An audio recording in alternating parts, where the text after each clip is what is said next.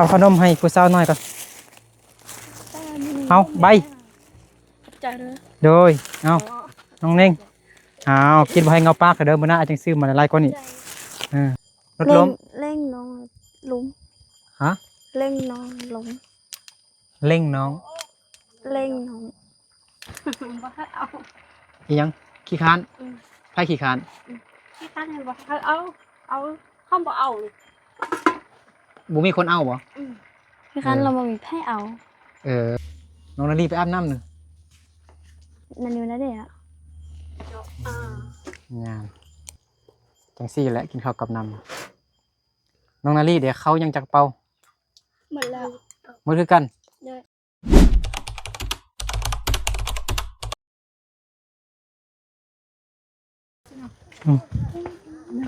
ฮะ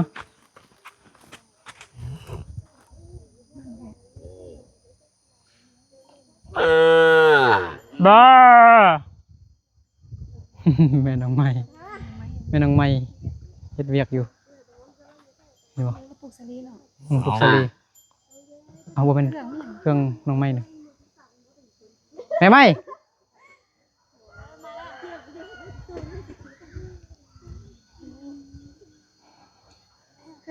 เครื่องไฟหั่นเครื่อ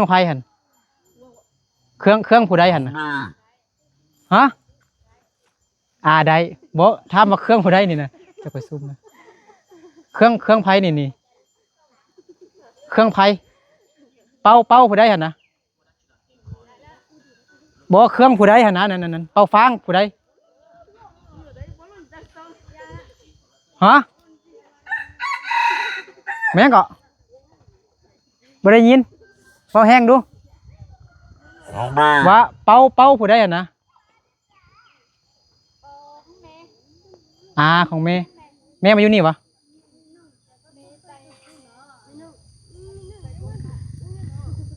อ๋อเนี่ยจังไรจึงไปรีดน้ำเด้ออ๋อจังไรไปรีดน้ำฮะมาแล้วน้องไม้มาแล้วครับเดี๋ยวจังไรจึงเอาร้อนท่าวะเนาะจังไรจึงไปรีดน้ำเด้อสบายดีพี่น้องเบิดสุขูสุคนเด้อ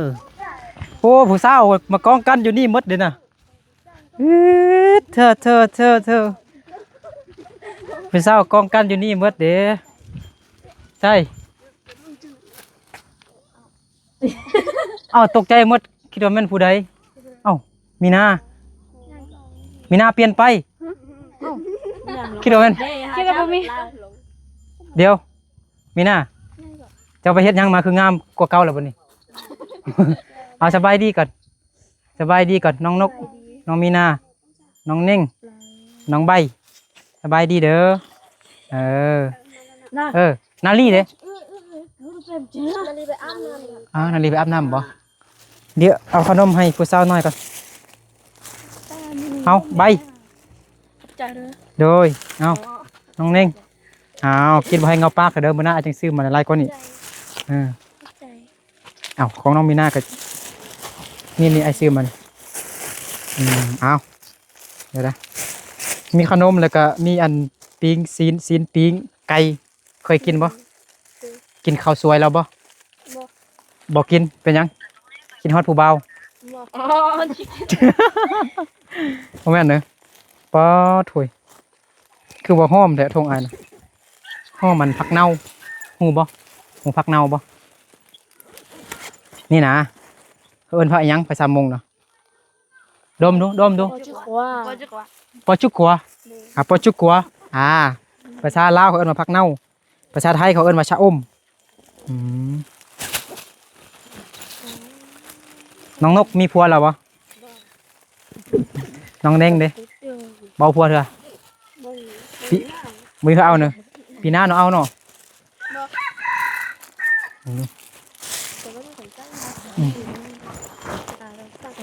โถสบายดีแม่น้องมีหน้าเด้อด้นบ่ได้มายามแล้วด้นบ่ได้มาแล้วเด้ FC คิดฮอดลูกสาวมีหน้าหายนึกยืนอยู่จังซี่เนาะ บ่ให้นึกเข้าไปเฮือนเด้อเดี๋ยวเอาเฮ็ดแนวใดยิ้มไหมกันตกใจหมดเอ้ามาแต่ไสวะคิดว่าบ่แม่นน้องมีนาเด้มีนาเดี๋ยวบังกล้องก่อนเออโอ้โดนบ่ได้มาเบิ่งมายามแล้วเด้บ่ได้ถ่ายคลิปได้2 เดือนเหรอมาชุดนี้สิกลับเหรอกลับแล้วก็บ๊ายบาย เราไม่ไปหรอก จังน้อยจึงในบ๊ายบายป้าเปลี่ยนไปตกใจมันเมื่อกี้คือบ่แม่นน้องมีนาดิป้าโธ่มามื้อนี้งามพี่น้องเนาะเบิ่งอยู่ในกล้องก็คือตัวจริงเลยเดี๋ยวไอ้คือว่าเห็นอีหยังเป็นหยัง ล้ม ล้มหยังเป็นหยังรถล้ม เร่งน้องล้ม ฮะ เร่งน้องล้ม เร่งน้อง เร่งน้องเปลี่ยนไปยัง แปลว่าหยังก็เว้าอีกดูเว้าอีหยัง เล่นน้องล้มใช่ไหมแม่น เล่นแล้วล้ม เล่นน้องแล้วล้ม เล่นน้องแล้วล้ม เล่นน้ำหน้าล้มเลยน้องมายอกแล้วเล่นนำน้อง เลย เล่นลิ้นนำเด็กน้อย เลย น้องล้ม ใช่ อ๋อสายาเหรอบ่ ใช่แล้ว ล้มมือเด้อได้ทิศปลายแล้ว เลย อ๋อเธอไปยังไปน้ำไอ้เนอะเอาไอ้เว้าในได้มากินนะ ไอ้เขาเหินก่อน ไอ้เข้าเฮือนก่อนเข้าเฮือนโซลาร์เซลล์ยังใส่ดีอยู่บ่ ดี ลองเปิดให้ FC เบิ่งดูคิดว่าน้องมีนาขายซื้อขนมกินน้อง เข้ามาหลัง โซลาร์เซลล์ที่ FC เพิ่นซื้อให้เนาะบ่ได้กินข้าวสวยเถอะบ่ ได้กิน บ่ได้กินเถอะ เข้า น้องมีนาหุงข้าวเป็นบ่ เป็น เอาคือให้แม่หุงซั่นเมื่อกี้น้องเฮ็ดนะ น้องเฮ็ดได้ แล้วแม่เบิ่งเก่งเธอแจ้งบ่ใหญ่แล้วเด้เนี่ยปีหน้าน่ะก็เอาผัวแล้วติ บ่ บ่เนาะที่คาดน้องบ่เอาละบ่คาดเอา อีหยังขี้ค้านไผขี้ค้าน ที่คาดให้บ่คาดเอาเข้าบ่เอาเลย บ่มีคนเอาบ่ ที่คาดเราบ่มีไผเอา น้องมีหน้าว่าน้องมีหน้าขี้ค้านสิวะ เลย บ่ขี้ค้านยังไปนอนให้เฮ็ดส่วนอยู่ดิ ที่คาดโอ้ ขี้ค้านโอ้ สร้างว่าเมื่อกี้ไอ้ตกใจหมดเด้คิดว่าเป็นน้องมีนาเด้งามกว่าเก่า ตัวนี้ ไปเบิ่งคลิปเก่าเป็นแนวหนึงแท้เท่าปีนี้จักปีเหรอไปเบิ่งหน้าแม่แล้วบัดนี้ ได้ยอ14 14หรือ15 14 40แล้วเท่าแล้ว40 14 ลองเว้ามึงดู14 14แม่ว่าน้อง40เมื่อกี้40 14แล้วสิเฮ็ดหยังกินตอนสวยหน่อยเฮ็ดหยังกินฮะ โอ้ยยังกิน ชิมัวชินเนาะ เลย งั้นกินปิ้งไก่ไอ้ซื้อมาเมื่อกี้กินได้อยู่บ่ ได้ อยู่เนาะเคยกินบ่ เคยบ่ ไอ้ซื้ออยู่เฮือนเบาเคยซื้อบ่ เคย แซ่บเนาะ เลย มื้อหน้าจึงไอ้สิซื้อข้าวเปียกมาให้มื้อนี้ก็มาก็สิมาหาแต่น้อง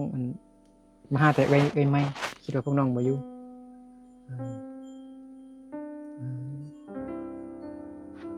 แม่เว้าหยังแปลบังดู เล่าเห็น แม่ให้น้องมีนาเว้าให้แห้งเว้าคือไอ้นึกนี่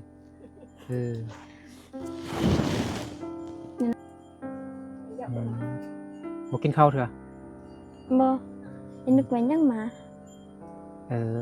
ไอไปยามพ่อแม่มา กินข้าวเลยบ่ ไอนะ เลย ไอกินข้าวแล้ว กินตอนเช้ายังตอนสวย กินน้ำน้องแม่ ฮะ กินน้ำน้องแม่ กินน้ำน้อง เลย เอามีนาให้เฮากินข้าวน้ำเลยวันนี้กินข้าวกับหยัง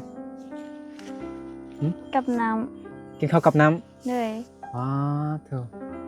สิเซฟอยู่เนาะไอเคยกินน้ำน้องปลายง ฮู้น้องประยงบ่ อืม มันประยงก็มาเด้เอ้าน้องก็ไปเนาะ ไป อ่านาลีบ่ได้ไปเนาะ บ่ เอออืม นาลีนอนนาลีบ่ได้ไป ฮะ ตอนนั้นนาลีนอนนาลีบ่ อ่า ได้ นา ไป ลีนาลีนอน เลย มันมืดมันค่ำก็นอนเนาะ เลย บ่เข้าใจไอ้เว้าซั่นไอ้ว่ามืดค่ำแล้วก็นอนเอ้าเฮาไปตอนสวยเด้บ่ได้ไปตอนค่ำนี่แม่นนาลีคือนอนพักผ่อน เลย เออ นาลีไป ไปจ้างมันบ่ บ่แม่น บ่แม่น ไป ช่วย ไปเฉลี่ย เมื่อยก็นอนพักผ่อนเอาเนาะอืม ไปส่วนมันเต้นนะ อืมเอาน้องสิเฮ็ดหยังก็เฮ็ดเลยเอาตักสิกินข้าวตักกินให้เอา เข้ามาได้แม่มันจะได้ลงน้องอ่ะ บ่สุกเทื่อ เขาบ่ได้ซื้อเลย ปะเอาไว้ให้มันอ่อนก่อนเนาะ เลย เอาน้องสิเฮ็ดเวียกหยังบ่ บ่มีหยังเฮ็ดละ บ่ยังเฮ็ดบ่ได้ไปให้บ่ไปยังให้ ถ้าไอซีอยู่ ฮะทายอยู่ ไอ้หมายว่ามื้อนี้จะเอามาห้า อ่า ไอ้หมายห้าแล้วถ่ายอยู่ บ่ได้ไปให้เนาะทายอยู่FC ก็คิดฮอดเด้นะน้องมีนาเปลี่ยนไปแล้วเด้นะมีนายิ้มบัดนี้ FC ก็ตกใจแล้วบัดนี้อ่ะบ่แม่นน้องมีนาติบ่แม่นน้องนะ สิว่าหยังก็ เอ้าสิว่าหยัง 还是 để cũng vô cơ thì cũng thắt chua xưa nhưng mà chả mình gì nó แม่ว่าหยัง แม่ว่าแม่นคนเก่าแต่แต่งหน้า เป็นคนเก่าบ่แม่นติบ่แม่นเอื้อยน้องมีนาบ่นี่ เอื้อยน้องมีนาติ บ่แม่น น้องมีนาเด้อ เลย บ่แม่นติเบิ่งไอ้ลองจับมึงดูแม่นบ่ สิให้อันนี้จับให้แทนนะ จับเบิ่งเล็บตีนเด้อ เอ้ยใหญ่มานี่แค่งามกว่านี้อย่าเฝ้าเอาผัวเด้อ เลย อืม ขี้คัน ให้บ่ได้ห้ามดอก ฮะ ขี้คันเราบ่มีแพ้เอาแหละ ขี้คร้าน เลยบ่มีแพ้เอาแหละ นี่ลูกไอ้นึกนี่สิเอานี่ไอ้นึกมีลูกชาย บ่ขี้คร้านดอกน้องมีนาเว้ามาเองซื่อๆขี้คร้านบ่ขี้คร้านน้องนาลีไปอาบน้ำหนึ่ง นั่นอยู่นั่นเด้อ đi lò chứ đâu có mày xuống là lâu à มีนา เนี่ย เมื่อวานนี้ไปยัง แต่ละมือไปยัง แต่ละมือไปยัง không Phải phải hay. phải mua đây phải bà hay anh phục khâu เอาจะบ่ไปให้บ่ไปยัง ก็ไปให้เดี๋ยวไปปลุกเขาแม่นไปเชี่ยวหญ้าบ่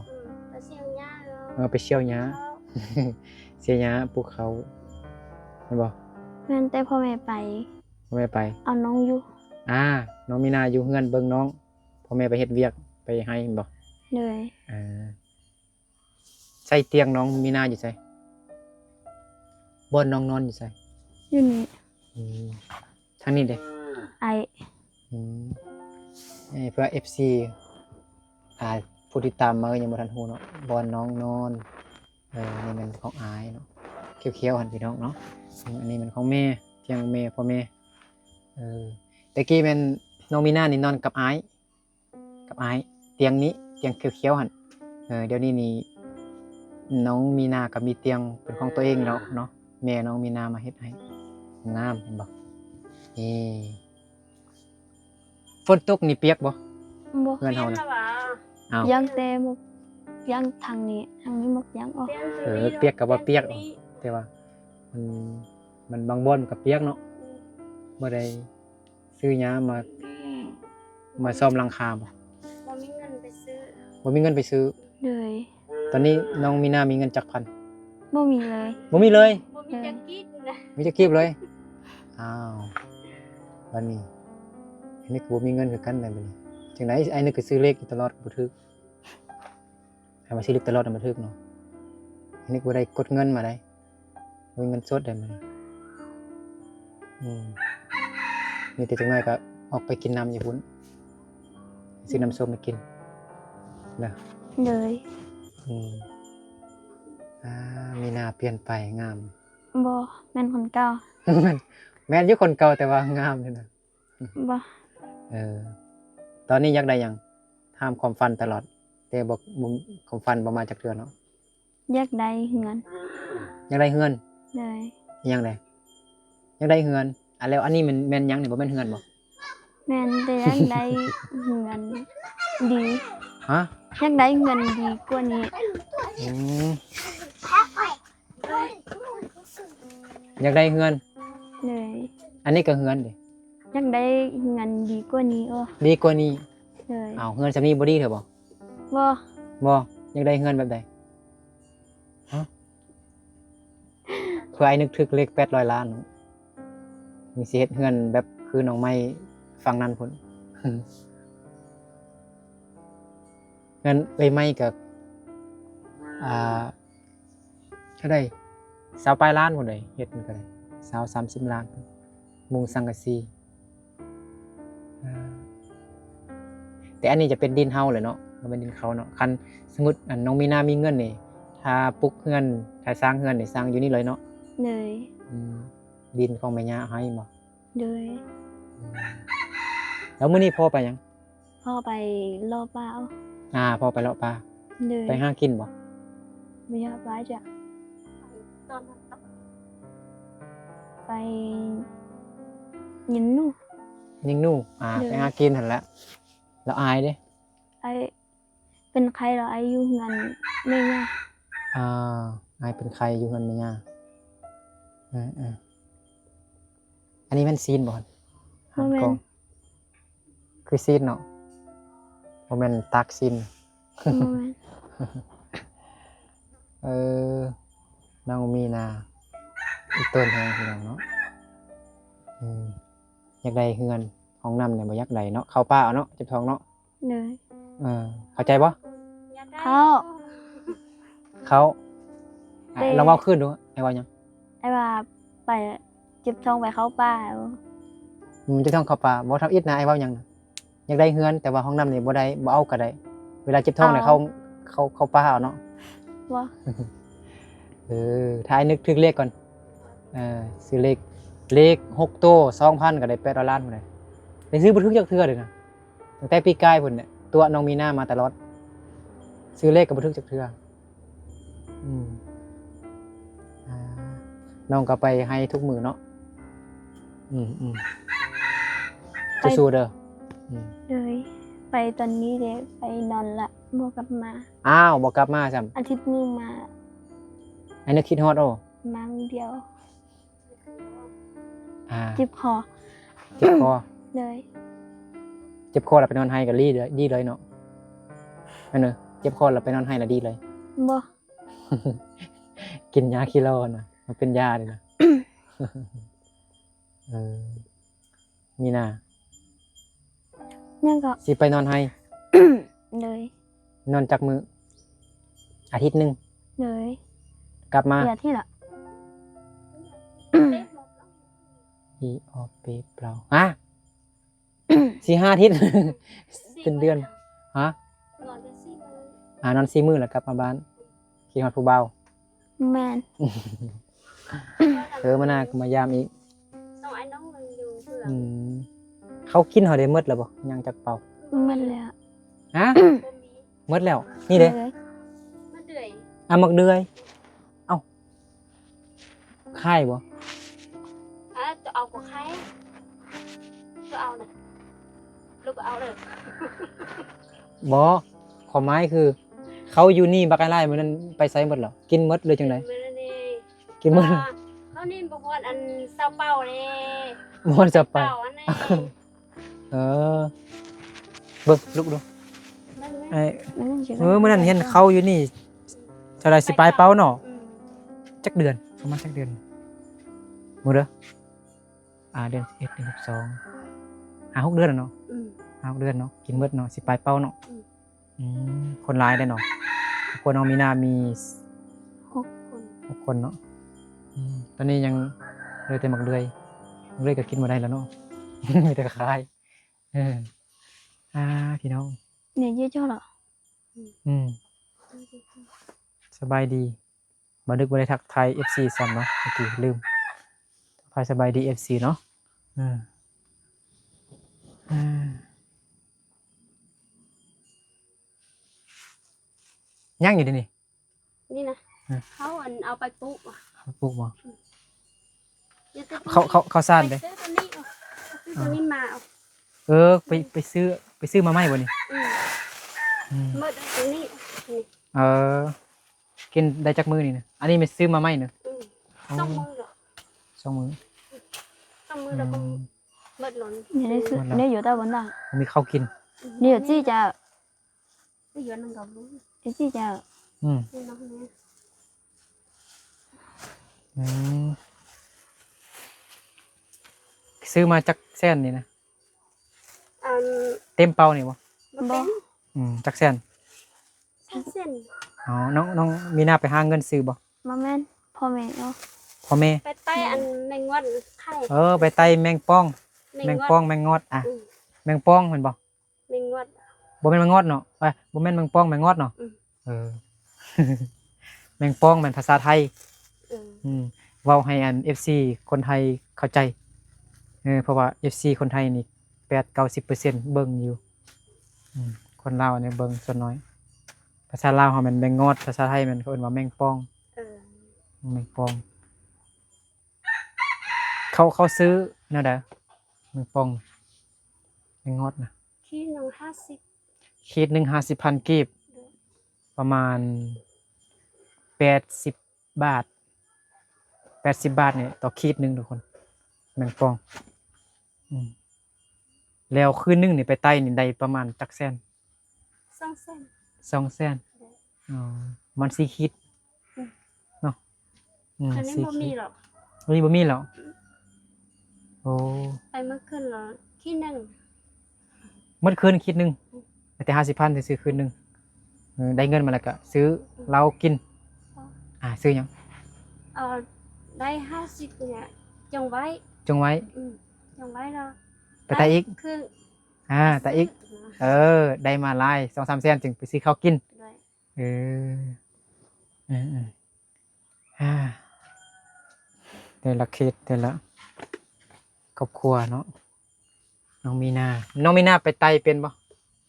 บ่เป็นไต่ผู้บ่าวนี่เป็นอยู่ ไปใต้มอเวนเนาะ ไต่มือเว้น น้องอันไม่น่า มีนาไปไต่มือเว้น แต่อยู่หู ใต้อันใต้อันเขาอันเจ๊หัวเจ๊ตานะ ไม่ยัง ใต้ บ่ บ่ได้ น้องมีนา น่ะ บ่สบาย ใต้อันตัวนี้มัน มันเมานะ มันเมาอันตัวนี้มันเป็นแสงสีเนาะ อืม มันเป็นสีมันบ่เป็นอันนั้นมันเป็นเขียวๆบ่ ใช่บ่พ่อไปกับแม่บ่ไปไต่ ไต นะอ๋อ เมาแล้วไตไม่ สู้ ได้ ชีวิตให้ดู อันนี้สีตัวนี้เลย มันเริ่มตาเนาะสีตัวนี้เรา ไต่บ่ได้เนาะ ไปบ่ได้ บ่ได้จ้ะมันมีหน้าก็มีแต่เบิ่งน้องเนาะเบิ่งน้องอยู่กันน้องสาวบ่อยากเข้าหน่อยกินข้าวไหมอันนี้อยากกินข้าวแล้วจังหน่อยจึงไปกินไปน้ำส้มอีกกินน้ำส้มมิกซื้อน้ำส้มให้กินอยู่ร้านเอาน้องมีหน้าเฮ็ดมึงดูบ่ต้องให้แม่เฮ็ดน้องมีหน้าเฮ็ดเองดู เชื่อป่ะ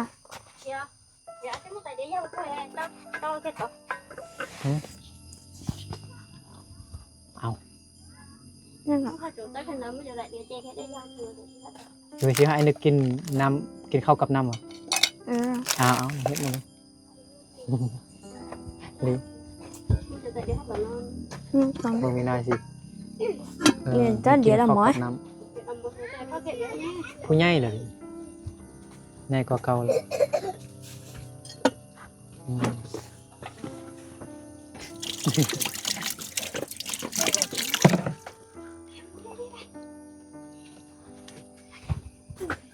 น้ำมะม่วง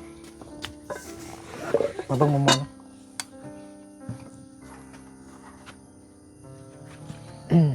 ไปตั้งหมด ไอ้นึกบ่กินเลยให้น้องกินสิเจอไอ้นึกกินน่ะก็หมดโอ้ บ่ ฮะ บ่หมด ไอ้นึกบ่กิน กินแม่ แปลว่าน้องมีหน้าบ่มีข้าวหลายเด้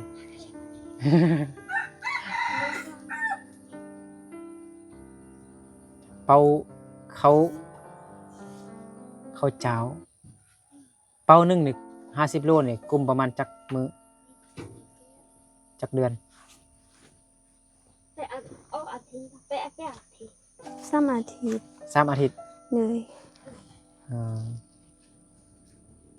3 อาทิตย์7 2 7 3 21มื้อเนาะ20 มื้อ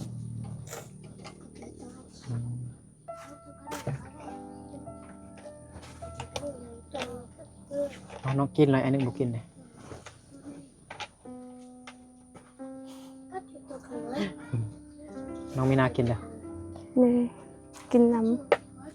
ให้นึกกินน้ ำเลย ำเอากินน้ำกันก็กินเอา ตัว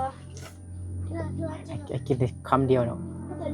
มาลองให้ FC เบิ่งกินข้าวกับน้ำเป็นจังได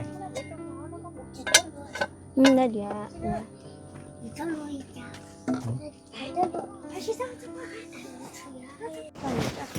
สบายดีนาลี นาฬิกา ส่งสาวหน่อยนี่ นาฬิกา ว่าสิไปเฮือนนาลีอยู่แต่ว่านาลีมานี่ก็เลยมาถ่ายน้องนาลีอยู่นี่ก่อน ย่า ถ่ายกับน้องมีนาแล้วขนมให้น้องนาลีก่อนจับให้โอเค อะไร นาลีบ่ไปให้เลยไปมาแล้วนี่นี่สิขนม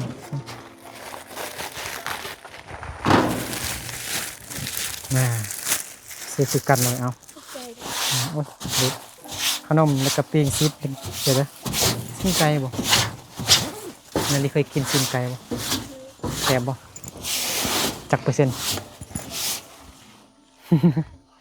ฮะแซ่บจักเปอร์เซ็นต์ ถ้าเอาเต็ม10แล้วหนูเอา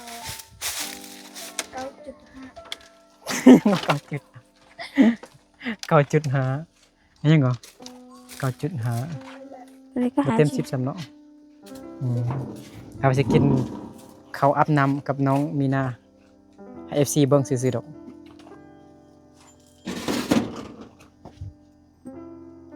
ไหนก็น้ำมันเนี่ย เขาหลังนู่นไหนไม่ต้อง น้ำหลานได้ค่ะ แม่ก็กินบ่นันลี่ก็กินกินข้าวแล้วบ่ กินแล้ว กินแล้ว กิน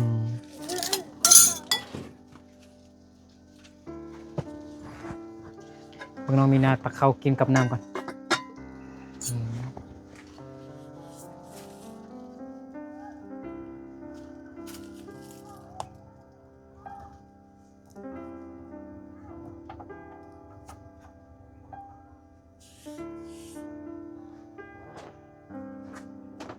โอเคได้แล้ว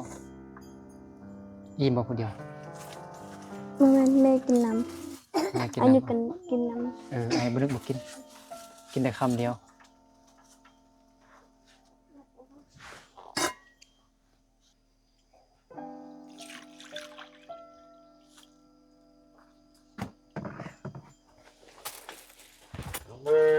ก่อนเราแล้วนะ ใส่น้ำนะมีน้ำแล้วเอานี่เอาปิ้งไก่น้องมากินนะน้ มันดำเนาะ ำกินข้าวกับน้ำแน่ แดงแล้วนะ กินมึงดูน้องนาลีเลยมานั่งนี่น้องนาลีบอกกินกันนั่งอยู่สินั่งอยู่สิ น่าเกลียดแต่ก้อนหรอกน่าเกลียดแน่น่าเกลียดแน่ ไปเลยนาลีนั่งทางนั้นบนเฮ็ดหน้าเลย นาฬินาฬิ น้องนาลีคนงามมาสิไปเล่นอยู่เฮือนอยู่แต่ว่าบ่ได้กระยันบ่ทันเลยสิฟ้าไปเวียกเด้เอากิน พูดแล้ว พอเด้อ้ายแม่เด้ ถูกแม่ แม่นั่งใช่ โอ้โห มีตังค์บ่ฮะลีเอาตังค์มาก่อนตังค์นี่ก็ได้ลีนั่งก็ได้ นาฬินาฬิ เ เอากินข้าวกับน้ำเบิ่งดู นี่ไรข้าวได้จะเป็นได้ FC เบิ่งดู ถ้าเขาหนองว่าอย่างนั้น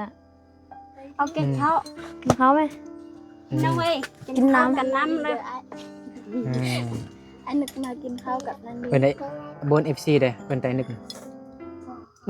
เอสซีถ้าว่าเป็นเอสซีนาลีแล้วมากินข้าวกับนาลีเด้อ อ่า มาหา ก็ FC 2คนหั่นละอ้าวกินจังไดงามจังซี่แหละกินข้าวกับน้ำน้องนาลีเดี๋ยวเขายังจักเป่า หมดแล้ว มื้อคือกัน เด้อ มื้อนี้จะไปซื้อเขาบ่ แม่นตอนแรงนาลี เออ ตอนแรงนี่แล้วนาลีจิ้งไปใส่แล้วไปซื้อข้าว อ่าจังไรก็สู้ๆหั่นแหละตอนตะกี้ตอนเป็นเด็กน้อยก็จังซี่แหละบ่มีข้าวกินแหละบางทีนึกนี่กินแต่ผักเด้กินผักกินมักไหม้ไปซื่อๆแทนข้าวบ่มีข้าวกิน นาลีก็ปุ๊บผักลูก นั่นนี่ก็ปลูกผักอยู่รู้มัน เนี่ยเจ๊ผักนาลีนี่เราเกี่ยวขาด เอาได้ได้ไม่ใช่พี่ได้ไม่ใช่อยู่ เอาไก่เมื่อกี้บ่อินบ่เอามากินเด้อแม่น้องมีนะ นี่จะใช่อยู่ดีหรออย่า ไก่มากินเล เออย อย่าแจ้หมูอ่ะ ในหัวเต้ง เมื่อกี้เห็นน้องมีหน้าคิดว่าบ่แม่นน้องมีหน้าเดี๋ยวตกใจหมดเอ้าน้องมีหน้าคือว่าใหญ่ไว้แท้เบิ่งคือว่างามกว่าเก่านาลีก็งามกว่าเก่าใหญ่ขึ้นกว่าเก่าเนาะสองสาวน้อยนี่นาลีอายุ10 สาม ที่จะเท่ากับละ ยัง13 ยังไม่ได้เอา13นี่เนาะ เดือนแปดมากินข้าว ถึง2 เดือนเนาะ เด้อ อืมมีหน้าแท้14แล้วเนาะ15บ่ นั่นเลยถืออ้อเลือดเล อี ย กจักเดือนจึงฮอด15นาลี แต่เลือดเลย พอ ค่ะเลือดขาดละ กิน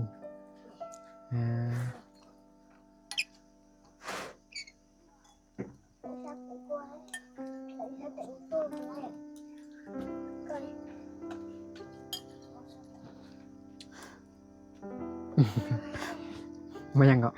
เอาบนหน้าสุก เอาล่ะ เด็กน้อยบ่กิน ตกตา เด็กน้อยได้กินขนมหลายโอ้มาตลอดกินขนมตลอดกินเขาวนี่คือวิธีชีวิตของคนมงเนาะชนเผ่ามงกินข้าวกับน้ำบางทีบ่มีอาหารนี่กินแต่ข้าวกับน้ำอิ่มไปแต่เขาก็ยังตุยแล้วก็ขอมาก็อยู่ เสีย พี่ แต่ละคนกับเข้ากระเบิดแล้ว มีน้ากับเข้าเบิดนาลีกับเข้าเบิดแล้ว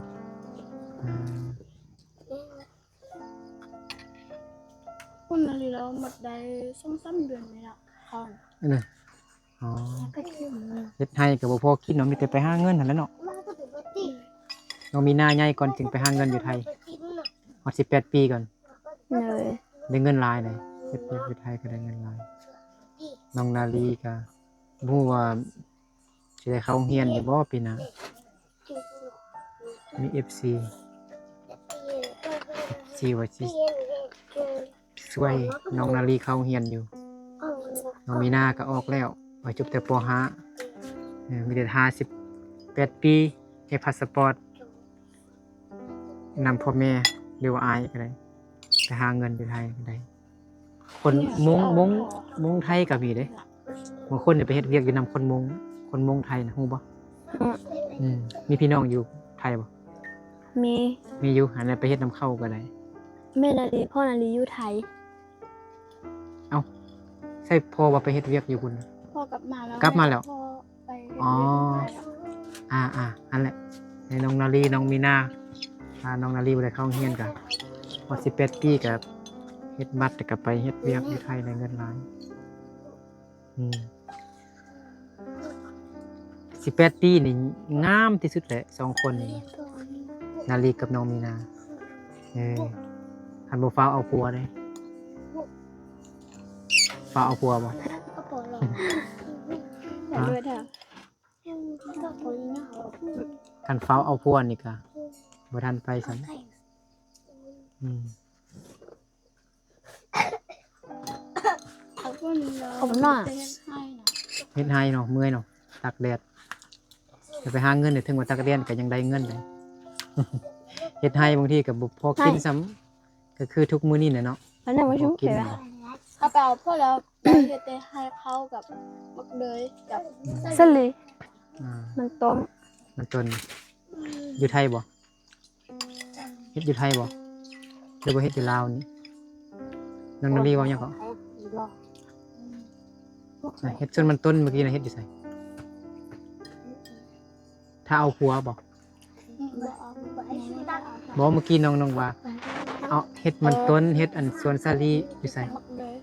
อยู่ไส ลูกให้ อยู่บ้านเฮานี่บ่หรือว่าอยู่ไทย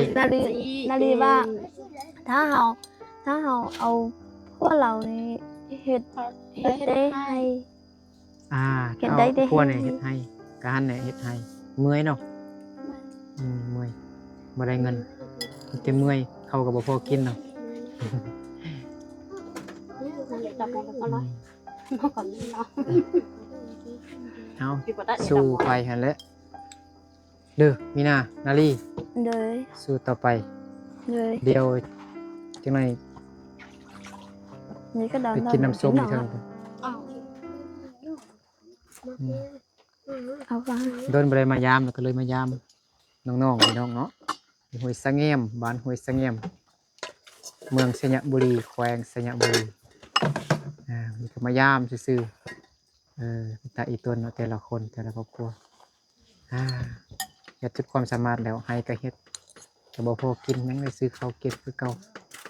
หาเช้ากินค่ำไป มันหน่อหมอละ มีแต่นั้นแหละเด้อมื้อนี้ไอ้นึกมายามๆทำข่าวซื่อๆเด้อ เลย มื้อหน้าจึงมาลินน้ำอีกน้องมีนาก็สิไปนอนให้แล้ว เลย นาลีก็สิไปนอนให้บ่ บอก บ่ไปติ เป็นในร้อนนาลีบอกให้ บ่เห็นให้เนาะเอาสู้ต่อไปหั่นแหละเด้อท้อได้แต่บ่ต้องถอยเข้าใจบ่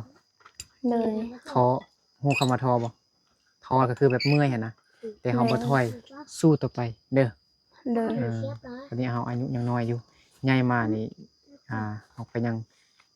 ไปหาเงินก็ได้อยู่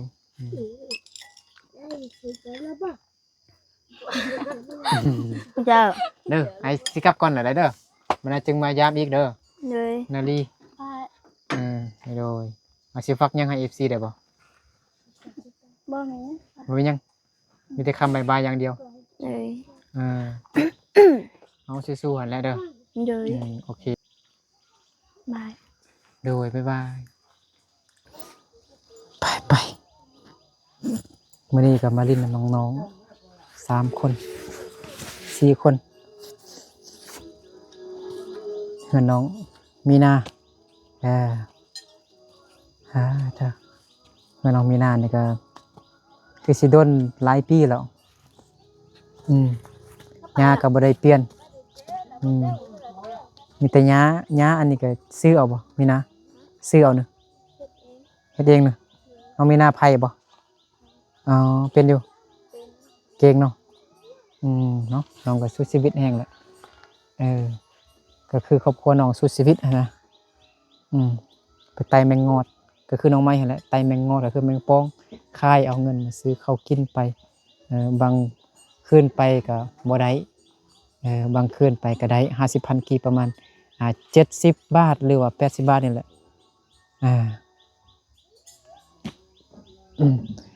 ได้เงินมันก็ซื้อข้าวกินคือน้องไม้เลยบางทีก็พ่อแม่น้องมีนาก็ไปรับจ้างนั่นแหละไปจ้างนำแถวบ้านนี่แหละคนที่มีนะครอบครัวที่มีไปจ้างได้เงินมันก็ซื้อข้าวกินพี่น้องเนาะแล้วก็เงินน้องก็บ่ได้มีไฟฟ้าเด้อมีแต่โซลาร์เซลล์นี่ก็ผู้ใหญ่ใจดีเพิ่นทางอเมริกาซื้อให้ โซลาร์เซลล์ FC เพิ่นซื้อให้น้องยังบ่ทันมียังบ่ได้มีไฟฟ้าบ่ได้ใส่ใส่ไฟฟ้านะใส่โซลาร์เซลล์ตอนมาทำอิฐนี่บ่มีเลยโซลาร์เซลล์เอาแต่โทรศัพท์ไต่เอาว่าซั่นเนาะโทรศัพท์นี่ก็มีอยู่แต่ว่าน้องมีหน้ามีโทรศัพท์บ่มีเนาะโทรศัพท์ก็ซากอยู่เฮือนของน้องไม้ในห้างอยู่เทิงนี้บ่นึกเป็นเพราะว่ามีไม้หลายคนบ่นึกก็เลยเอิ้นน้องแม่ห้างไม้เนาะโอเคพี่น้องเนาะเดี๋ยวบ่นึกกับซอรี่ก็เดินทางกลับบ้านก่อนเนาะเนาะก็ฝาก FC เนาะฝากเบิ่งน้องเด้เป็นกำลังใจให้น้องเด้เนาะพออยากช่วยน้องก็ติดต่อหาบ่นึกได้ฮะโอเคเอาขอบใจขอบคุณ FC เบิร์ดทุกคนเด้อที่เข้ามาติดตามรับชมคลิปแต่ต้นจนจบเด้